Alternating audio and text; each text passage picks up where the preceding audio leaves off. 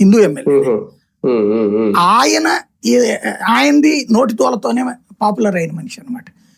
ఆయనే ఈయన్ని ప్రమోట్ చేశాడని, ఈయనకి గన్మెన్ ఇప్పించింది కూడా ఆయనేనని, సెక్యూరిటీ. ఎప్పుడైతే సెక్యూరిటీ అవన్నీ ఇప్పించినప్పుడు ఇతను నేను అధికార పక్షమనే ఫీల్ అవుతాడు ఆటోమేటిక్. తర్వాత ఇది పతాక స్థాయికి చేరినప్పుడు పార్టీలో ఉన్నటువంటి వాళ్ళు జగన్ దృష్టి తీసుకెళ్లారు. మనకెందుకు అట్టండి నెత్తిని పెట్టుకోవడం అనేటువంటిది అతను చెప్పింది. దాన్ని వాళ్ళు అవాయిడ్ చేయడం బిగించేశారు.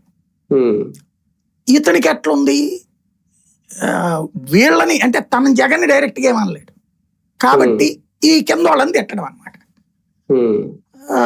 ఇప్పుడు ఈ నిన్న ఇష్యూ తర్వాత అబ్జర్వ్ చేస్తే నాకు అర్థమైంది ఏంటంటే, అనవసరంగా వీళ్ళు వీళ్ళ మనిషిగా చూపెట్టుకునే ప్రయత్నం చేసి చెడగొట్టుకుంటున్నారేమో. వాస్తవంగా అతని తిట్లు ప్రతి ఒక్కడికి గుర్తుంది. అది వైసీపీ వాళ్ళు కూడా అసహించుకున్న తిట్లు అవి. ఇప్పుడు భారతమ్మ గారిని అట్లా ఎందుకు మాట్లాడతావు, నువ్వు దుర్మార్గుడు అంటాం వరకు ఓకే, కానీ అమ్మలక్కల్ని తిట్టడం అనేటటువంటిది సంస్కారహీన చర్య. ఎవరిని తిట్టినా కూడా సంస్కారహీన చర్య. ఇతను అలాంటి సంస్కారహీనమైన భాష చాలా భారీగా వాడాడు. అట్లాంటి వ్యక్తిని వాళ్ళు ఎవడు నెత్తిని పెట్టుకోలేడు. ఆ రోజున పెట్టుకునే టైంలో ఆ తర్వాత గన్మెన్లు తీసేసిన వ్యవహారం అంతా కూడా రచ్చ నడిచింది.